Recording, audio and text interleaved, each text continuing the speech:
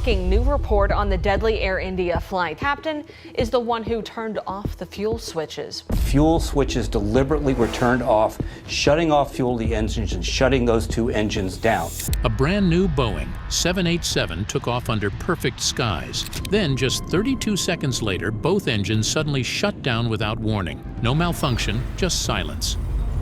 And when investigators recovered the black boxes, one pilot asked the other, "Why did you do the cutoff?" Only to hear, "I didn't." We do know that one of the pilots asked the other pilot, "Why did you move those switches? Why did you cut off the fuel to both of the engines?" The other pilot said, "I didn't do it." One of them is not telling the truth. What followed wasn't just a crash. It was a haunting mystery that shattered aviation logic. So, if the pilots didn't do it, what did? Keep watching. This gets darker. The perfect takeoff. Thursday, June 12, 2025. It was a clear afternoon in Mumbai. The local time was 1:37 p.m. On the tarmac of Chhatrapati Shivaji Maharaj International Airport, the sun was bright.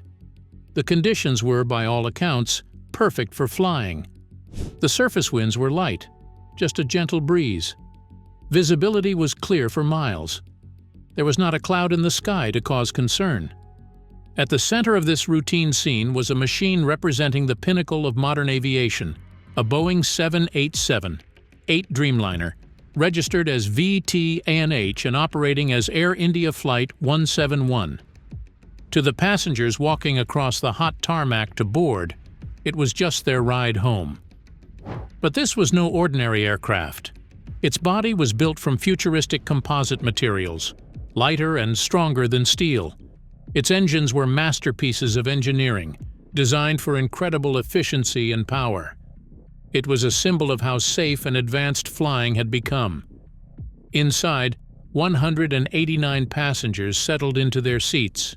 Families, business travelers, students returning from Mumbai to destinations across India. In the cockpit, the two pilots completed their final checks with practiced efficiency. Every system showed green. Every indicator was normal. There were no warning lights, no anomalies, no hints of the catastrophe 30 seconds away. The aircraft was ready. The plane was cleared for takeoff on runway 23. The pilots pushed the thrust levers forward.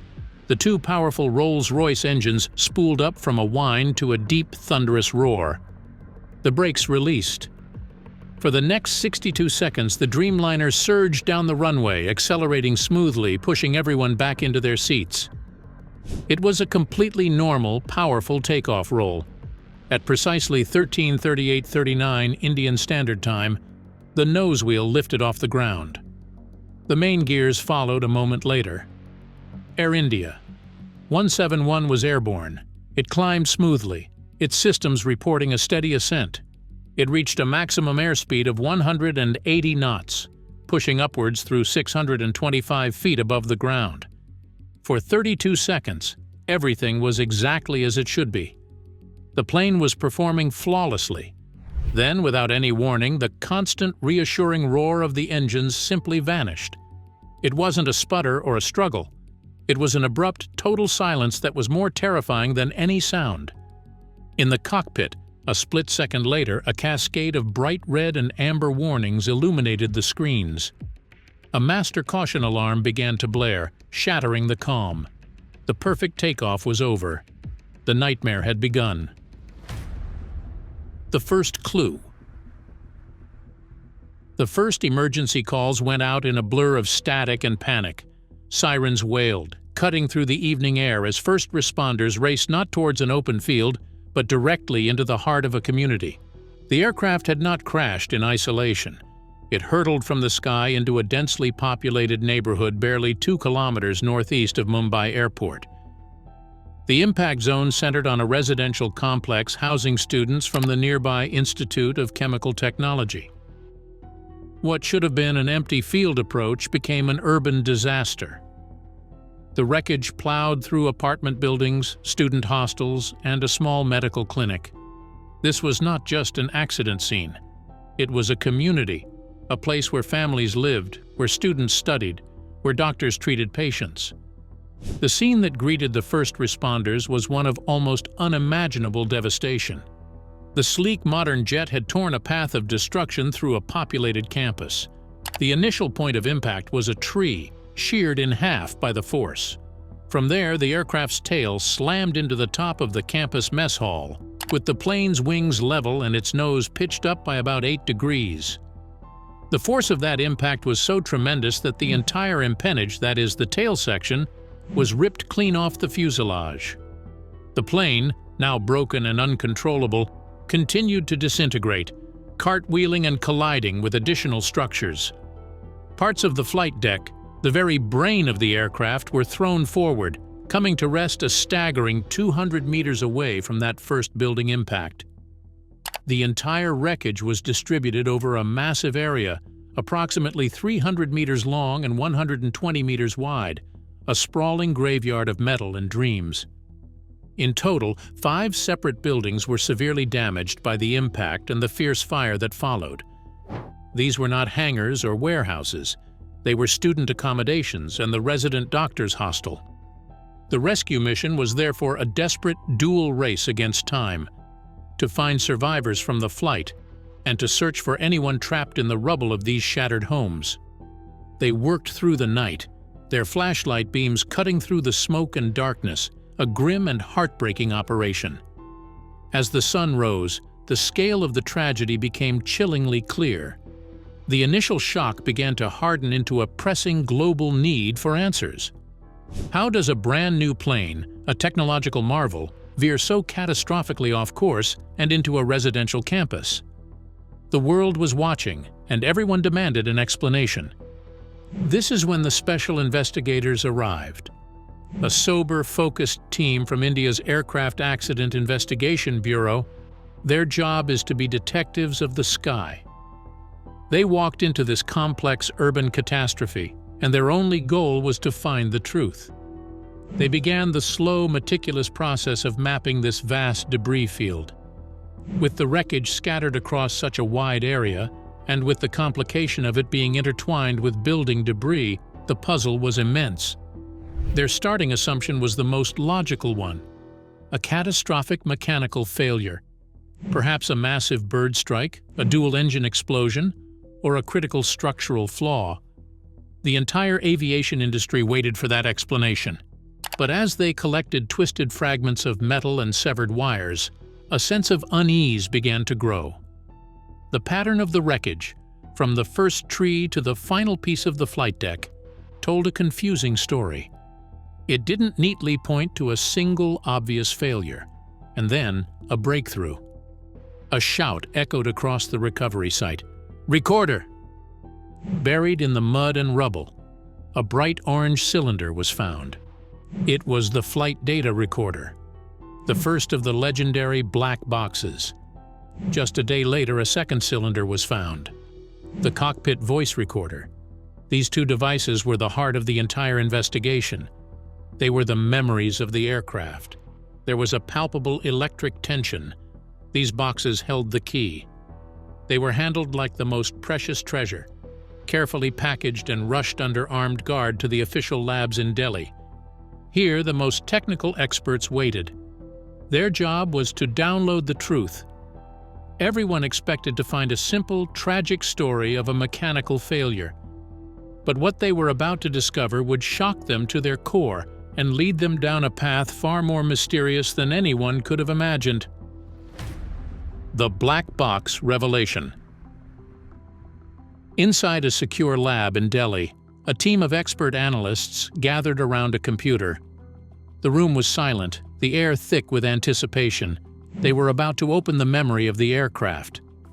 The 2 black boxes, the flight data recorder and the cockpit voice recorder, had been recovered. They were scarred and dirty but intact. These indestructible orange cylinders held the entire story of the final moments of Flight 171. Everyone in the room expected to see a clear, tragic story. They were about to find something that made no sense at all. The process began with the flight data recorder. This device was like a superpowered diary, tracking thousands of pieces of information every second. The analysts connected it to their systems. The data streamed onto the screens. At first, it was exactly what they expected to see. The takeoff roll was perfect. All the system readings were green. Every parameter, engine pressure, hydraulic pressure, control surface positions, was exactly where it should be. The plane lifted off smoothly, a flawless 12-year-old machine performing a routine maneuver. For a few seconds, everything was normal. Then, in a single breathtaking moment, the entire story changed. The data showed a sequence of events so bizarre, the analysts must have thought their equipment was broken. They checked and rechecked the information. But the data did not lie. This was the chilling second-by-second timeline that unfolded in the cockpit. The clock started at T+0, the moment the wheels left the ground. The plane was climbing. Then, just seconds later, at T+14 seconds, the data registered a command. Not a failure, a command. Both fuel control switches were moved from their run position to the cutoff position. This was not a slow drift. It was a deliberate, physical movement of both levers. The effect was instant and total. At T+15 seconds, just 1 second after the switches moved, the engine thrust plummeted to 0. Both powerful turbines, the heart of the aircraft, simply stopped. The roaring power that was lifting the plane into the sky vanished, replaced by a terrifying silence. The plane was now a glider, a massive, heavy object slowly losing speed and altitude. The aircraft's computers, sensing a total and catastrophic loss of power, triggered the last-ditch emergency system. At T+18 seconds, just 4 seconds after the switches moved, the ram air turbine, or RAT, automatically deployed into the airstream. This was a small propeller that popped out from the belly of the plane. Its only job was to generate a tiny trickle of hydraulic and electrical power when all else was lost. The deployment of the RAT was one of the rarest events in aviation. It was a screaming alarm bell that told investigators both engines were dead and the main electrical systems had failed. It was a sign of the most extreme emergency possible.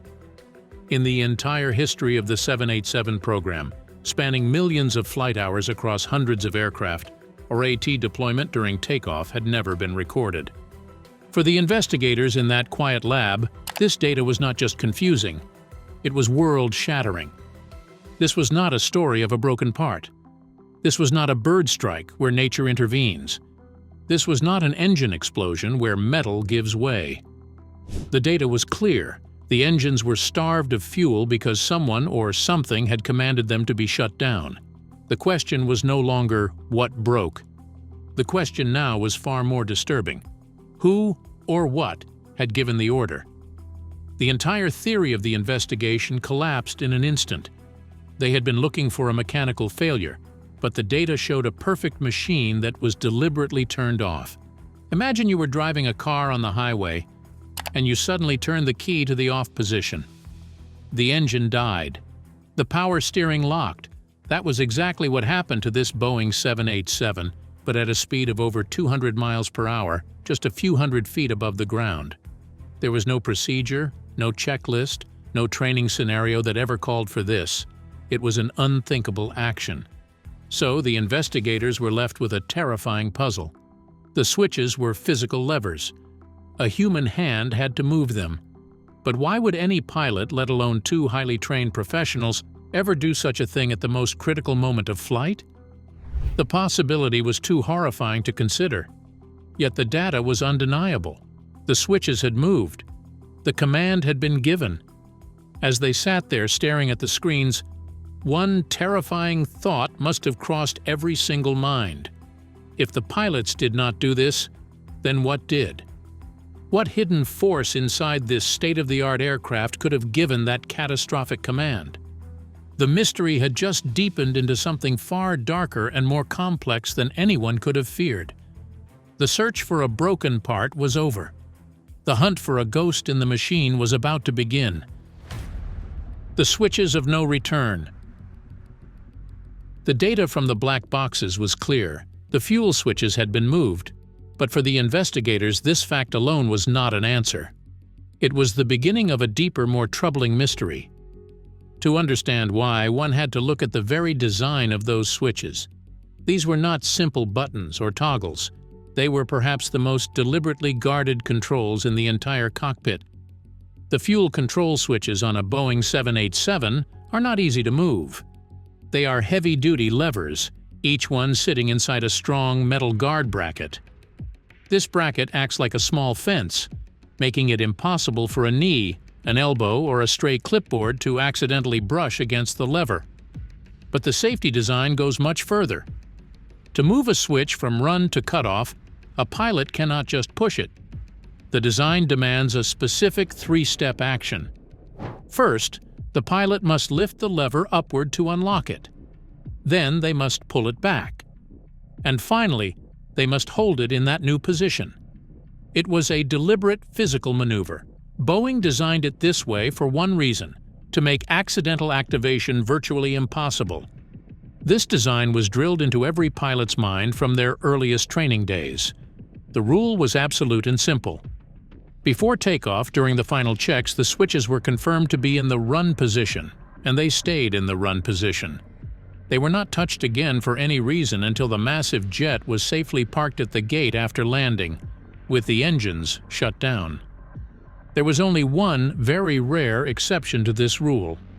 Miles high in the sky at cruising altitude, if both engines were to fail, a specific emergency checklist called for the pilots to move both fuel switches to cutoff and then back to run in a last-ditch effort to restart them.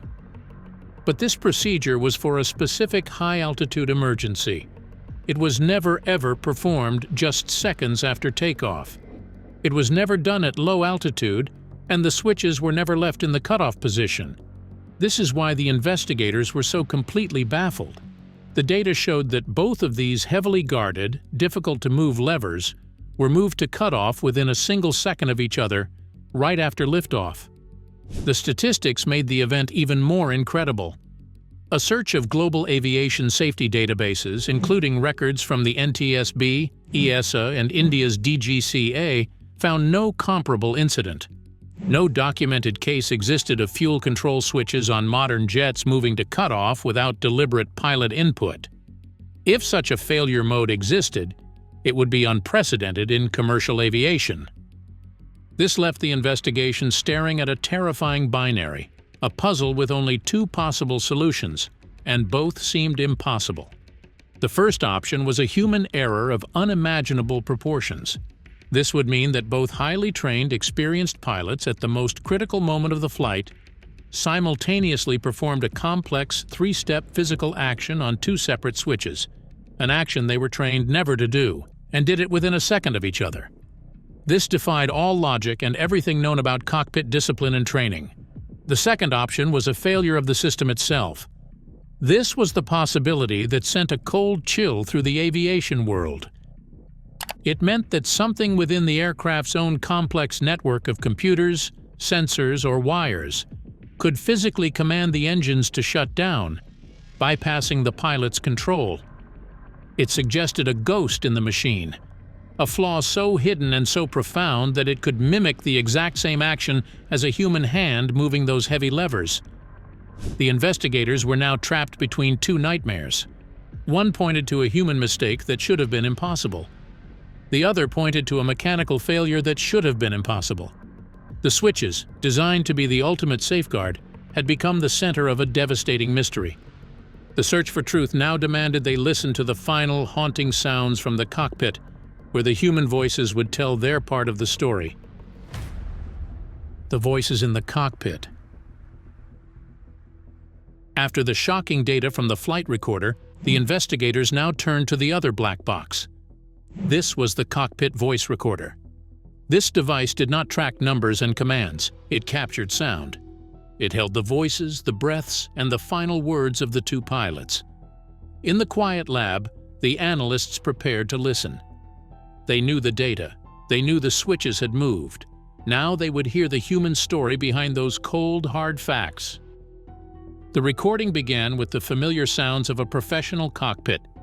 The atmosphere was focused and calm. The pilots went through their standard calls.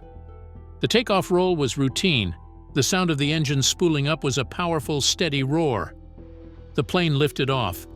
For those first few seconds, everything was normal. Then the first warning sounded. An alarm began to chime. The steady roar of the engine ceased, replaced by a deafening and unnatural silence. The wind rushed past the cockpit windows. The change in the pilots' voices was immediate. The calm, professional tone vanished, replaced by sharp, urgent confusion.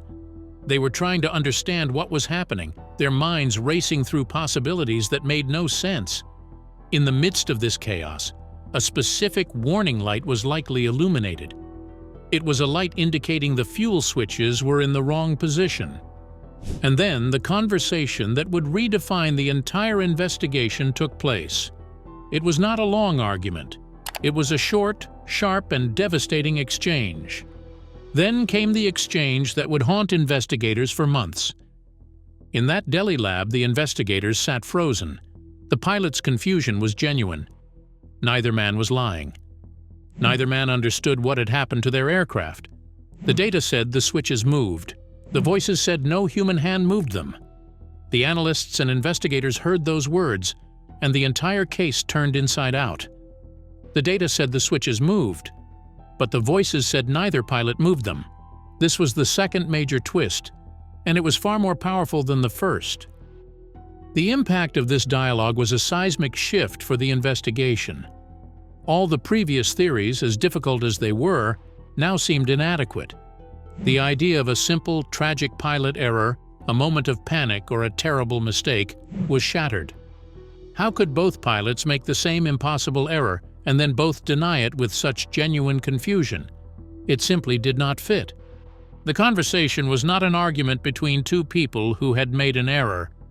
It was a shared moment of horror between two professionals who were confronting a reality they could not understand. This revelation threw the investigation into a new and frightening dimension. If the pilots did not move the switches, then what did? The command was given. The levers were physically moved. But if human hands were not responsible, then the only remaining possibility was a force within the machine itself. The investigation was now pointing forcefully towards a system malfunction. The switches were commanded to move, but not by any conscious will in the cockpit. This was no longer just a tragedy. It was a profound mystery. The aircraft, a symbol of human technological achievement, seemed to have turned against its creators.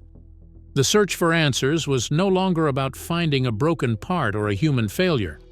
It was about hunting for a flaw so hidden, so subtle, and so intelligent that it could mimic a human action and then leave no clear trace. The hunt for the ghost in the machine had begun, and the entire world of aviation watched, waiting to see what kind of specter they would find. The ghost in the machine. With the pilots' chilling exchange recorded, the investigation took a sharp and technical turn. The mystery was no longer about what happened, but how it could possibly have happened. If human hands did not move those heavy levers, the answer had to lie somewhere within the aircraft's own complex systems. Investigators now began a deep and meticulous hunt for a ghost in the machine. Their focus shifted to the brain of the engine operation, the Electronic Engine Control System, or EEC. It is a sophisticated computer that acts as the digital gateway between the pilots and the powerful engines. When a pilot moves a lever or pushes a button, that command is translated into a digital signal. The EEC receives this signal and tells the engines what to do. It is a system designed for precision and safety. But now, investigators had to ask a terrifying question. Could this system be tricked? Could a single corrupted signal, a tiny software bug, or a hidden wiring fault have sent a false cutoff command to both engines? The idea was frightening. It meant that a flaw no one could see could have overridden the pilots and sealed the fate of the aircraft. This line of questioning immediately cast a long shadow over the manufacturer, Boeing. Just a few years earlier, two crashes, Lion Air Flight 610 in 2018 and Ethiopian Airlines Flight 302 in 2019, were traced back to Boeing's Maneuvering Characteristics Augmentation System, MCAS. A single faulty sensor fed bad data into MCAS, which then repeatedly forced the airplane's nose down despite pilots' attempts to correct it. The revelations triggered a near-global grounding of the 737 MAX that lasted almost 2 years while the system was redesigned and reviewed. While the 787 was a completely different aircraft, The 737 MAX saga eroded the world's trust in Boeing. It made the idea of a hidden software flaw on another Boeing plane seem less like a wild theory and more like a grim possibility. Then there were the documented production issues with the Dreamliner itself. Between 2019 and 2021, multiple Boeing employees had raised concerns about 787 and manufacturing quality. They spoke of improper shimming, gaps in fuselage sections, and components that weren't fastened to specification. Boeing itself acknowledged these problems, halting deliveries for extended periods while addressing quality control issues. Though these were structural concerns rather than systems-related, they raised uncomfortable questions about oversight at Boeing, questions that now felt disturbingly relevant as investigators examined VT-ANH's systems. They were fresh in the minds of investigators and the public. They painted a picture of a company that might be struggling to maintain its own high standards, a company where quality control might have dangerous gaps. With the world watching and pressure mounting, a team of top engineers from India's Aircraft Accident Investigation Bureau, along with experts from the United Kingdom's Air Accidents Investigation Branch and the United States National Transportation Safety Board, began a monumental task. They started tearing into the jet's deepest secrets. They examined every line of code in the aircraft's software. They traced every wire that connected the cockpit controls to the engines. They tested every logic path, looking for a single point of failure, one error that could explain the impossible. They were looking for a needle in a haystack, a digital ghost that could command a catastrophe. The question was no longer about a single part breaking. It was about whether the very intelligence of the aircraft, the complex automation designed to make it safe, could somehow have turned against it. The search for this ghost would determine not just the truth about one flight, but the future of trust in flying itself. The unanswered question. So we are left with a devastating puzzle. The known facts are simple, but they make no sense. A command was given shutting off the fuel to both engines. The pilots said they did not give that command. The switches were designed to make such a command almost impossible to give by accident. Yet the aircraft was lost. This was the perfect storm, a combination of events that should never have happened. The investigation has now reached its most difficult stage. Without a clear answer from the wreckage, experts are forced to consider every possible path, no matter how unlikely. The investigation is now exploring several difficult theories. The first is a rare, cascading system failure. This is not just one broken part, but a chain reaction. Imagine a single tiny electrical fault that causes a sensor to send a bad signal. That false signal could confuse one computer, which then sends a wrong command to another system. In a machine as complex as a Dreamliner, could a series of small, unseen errors have lined up to create one catastrophic event? It is a possibility, but finding that specific chain is like finding a single unique snowflake in a blizzard. The second theory revisits the human factor. Could something have happened in that cockpit that the data and the voice recorder cannot fully capture? Could a sudden violent startle effect, a moment of pure reflex, have caused a pilot to act without even realizing it? Or was there a miscommunication so profound that it led to an unthinkable action? These questions are the most sensitive and the most difficult to answer. They require understanding the human mind under conditions of extreme stress. The third and most worrying theory is a fundamental design flaw. This suggests a hidden error buried deep within the 787's digital architecture, a software bug that only appears under a very specific and rare set of conditions, a problem in the logic that connects the pilot's controls to the engines. This is the true ghost in the machine. It is the fear that the very technology designed to make flying safer has introduced a new, unpredictable risk that no one knew was there. After 16 months of exhaustive investigation, the Aircraft Accident Investigation Bureau released its final report. The conclusion was as shocking as it was definitive. This was not pilot error. This was not a mechanical failure in the traditional sense. This was something far more insidious. The culprit was a previously unknown software conflict within the electronic engine control system. Under an extraordinarily rare combination of conditions, specific electrical loads during the high-demand phase immediately after takeoff, combined with a particular sequence of system initializations, the EEC software could misinterpret data from multiple sensors simultaneously. The result? An erroneous fuel cutoff command sent to both engines. Boeing had tested for individual sensor failures. They had tested for electrical anomalies, but they had never tested for this precise combination of factors occurring simultaneously in the critical seconds after liftoff. It was a 1 in 10 million convergence that no engineer had anticipated, no simulator had modeled, no pilot could have prevented. The revelation triggered immediate action.